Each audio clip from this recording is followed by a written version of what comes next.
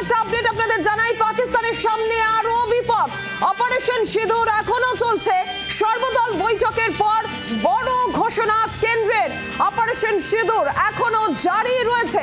আজ সর্বদল বৈঠক হয়, সর্বদল বৈঠকের পর বড় ঘোষণা কেন্দ্রের। পাকিস্তানের সামনে আরো বিপদ। মঙ্গলবার মধ্যরাতে ভারতীয় সেনা বায়ুসেনার অপারেশন সিঁদুর 9টি জঙ্গি ঘাঁটি গুড়িয়ে দেওয়া হয়েছে। আজকে সর্বদল বৈঠকে ডাক দেওয়া হয়েছিল এবং সর্বদল বৈঠকের পর বড় ঘোষণা কেন্দ্রের। অপারেশন সিঁদুর এখনো চলছে, এখনো জারি রয়েছে অপারেশন সিঁদুর। পাকিস্তানের সামনে আরো বড় বিপদ।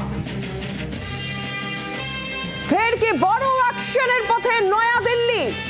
পাকিস্তানের বিরুদ্ধে আরো সামরিক পদক্ষেপ। সর্বদল বৈঠকে ডাক দেওয়া হয় এবং সেখানে বড় ঘোষণা কেন্দ্রের।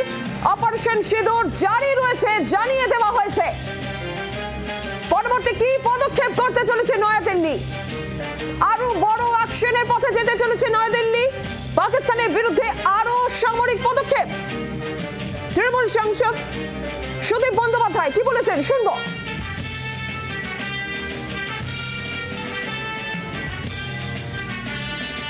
टीएमसी सांसद सुदीप बंदोपाध्याय साहब हैं। सर, मीटिंग में क्या हुआ और आप लोगों ने अपनी क्या राय रखी है? We have said India is united at this moment. To fight against terrorism should be our motto and slogan. We stand by the army forces, by the air force. Few terrorists or terrorist foes, they can destroy India. They have been given defeat in India. So we are united. We stand by the government. We stand by the army forces, the air forces. We stand by the country. ভারতীয় বাহিনীর, ভারতীয় সেনার পাশে আছি আমরা। সব দল ঐক্যমত, কেন্দ্রের পাশে থাকার বার্তা তারা আগেও দিয়েছে এবং আজকে সর্বদল বৈঠক হয়। সবাইকে একসঙ্গে ঐক্যবদ্ধভাবে লড়াইয়ের বার্তা এবং সর্বদল বৈঠকের পর বড় ঘোষণা। অপারেশন সিঁদুর মঙ্গলবার মধ্যরাতে একেবারে পাকিস্তানকে কড়া জবাব, প্রত্যাঘাত, যেখানে 9টি জঙ্গি ঘাঁটি গুড়িয়ে দেওয়া হয়েছিল এবং সর্বদল বৈঠকের পর এই বড় ঘোষণা। অপারেশন সিঁদুর এখনো শেষ হয়নি, জারি রয়েছে। পাকিস্তানের সামনে খুব স্বাভাবিকভাবেই আরো বড় বিপদ। তাহলে কি আরো বড় সামরিক প্রত্যাঘাত করতে চলেছে নয়াদিল্লি? পরবর্তী পদক্ষেপ নয়াদিল্লির কি হবে? অবশ্যই সেদিকে যেরকম নজর রয়েছে। ফের কি বড় অ্যাকশনের পথে যেতে চলেছে নয়াদিল্লি?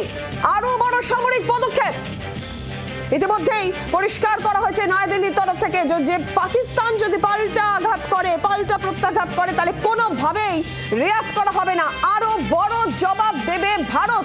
পরিষ্কার বার্তা নয়াদিল্লির, কড়া হুঁশিয়ারি নয়াদিল্লির।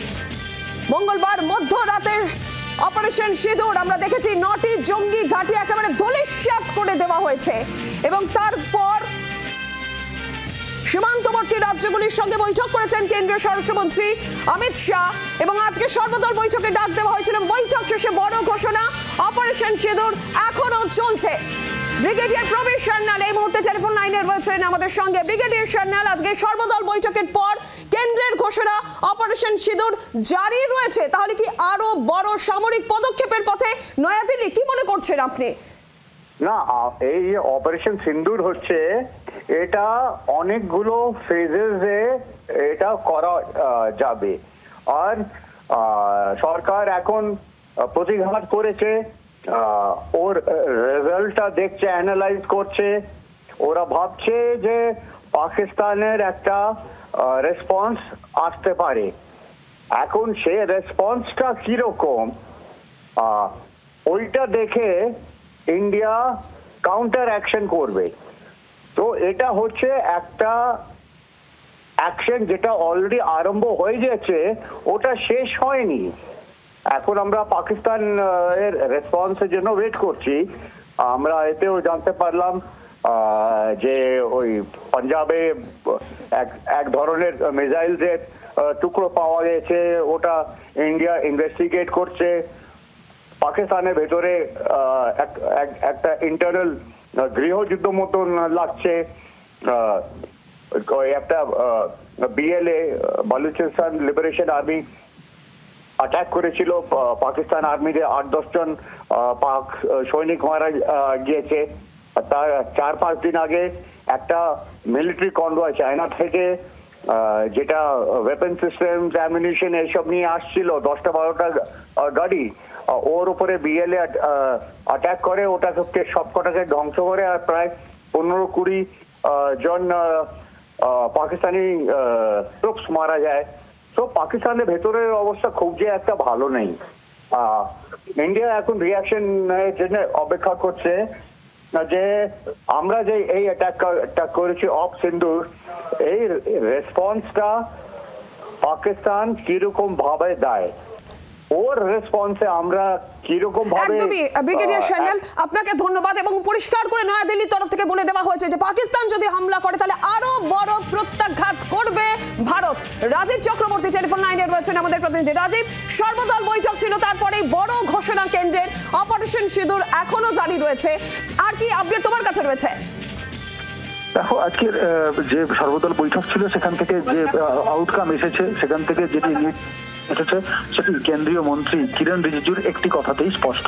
কিরণ রিজিজু বৈঠক থেকে বেরিয়ে স্পষ্ট জানিয়ে দিয়েছেন যে অপারেশন সিন্দুর যেটা বা অপারেশন সিঁদুর সেটা কিন্তু এখনো শেষ হয়নি। অপারেশন সিঁদুর এখনো পর্যন্ত চলছে, প্রয়োজন হলে আবারও আঘাত হানা হবে, এমনই কিন্তু তিনি ইঙ্গিত দিয়েছেন। তার বক্তব্যে একটা বিষয় স্পষ্ট যে অপারেশন সিঁদুর শুধুমাত্র ছিল জঙ্গি ঘাঁটি ধ্বংস করার অপারেশন, সেই জঙ্গি ঘাঁটি ধ্বংস হয়ে গিয়েছে। এখন যদি পাকিস্তান আবারও এই বিষয়ে তারা অগ্রগতি করে, তারা যদি ভারতকে আক্রমণ করে এবং ভারতের নিরীহ গ্রামবাসীদের প্রাণ কেড়ে নেওয়ার চেষ্টা চালায়, তাহলে কিন্তু ভারত প্রত্যাঘাত করবে। এই বিষয়টি আগেই ভারত স্পষ্ট করেছিল নানাভাবে। এবার সর্বদল বৈঠক থেকে যা উঠে এলো, এ থেকে একটা ব্যাপার অত্যন্ত স্পষ্ট এবং ভারতের যে দৃঢ় অবস্থান সেটি আরো একবার জানিয়ে দিল সরকার। সমস্ত রাজনৈতিক দলের সংসদীয় নেতাদের নিয়ে বৈঠক চলছিল, সেই বৈঠকে কিন্তু বৈঠক থেকে বেরিয়ে কিরণ রিজিজু কেন্দ্রীয় মন্ত্রী এই বক্তব্য পেশ করেছেন। রাজীব, ধন্যবাদ। আসাদুদ্দিন ওয়াইসি তিনি কি বলেছেন শুনবো। मैंने कॉम्प्लीमेंट किया हमारी आर्म फोर्सेस को और भारत सरकार को कि उन्होंने एक ऑपरेशन सिंदूर को अंजाम दिया। मैंने अपनी बात में ये कहा कि एक इंटरनेशनल कैंपेन हमको चलाना चाहिए TRF के ख़िलाफ़, और ख़ास तौर से सिक्योरिटी काउंसिल इसको डिजिग्नेट करे, और हमको यूनाइटेड स्टेट्स ऑफ अमेरिका को ये बताना है कि वो अपने ही मुल्क में इसको फॉरेन टेररिस्ट ऑर्गेनाइजेशन डिजिग्नेट करे। और क्योंकि आप देखेंगे फरवरी 2025 में हाफिज़ सईद के बेटे हाफिज़ अब्दुल रऊफ़ की एक स्पीच है POK में, जिसमें उसने कहा कि 2025 तमाम साल हम लोग जिहाद करेंगे। तो ये जिहाद का नाम लेकर, ये भारत में गलत नाम लेकर कत्ल करना चाहते हैं, आतंक फैलाना चाहते हैं। আর এবার আপনাদের শুনবো সর্বদল বৈঠকের পর কিরণ রিজিজু ঠিক কি জানিয়েছে।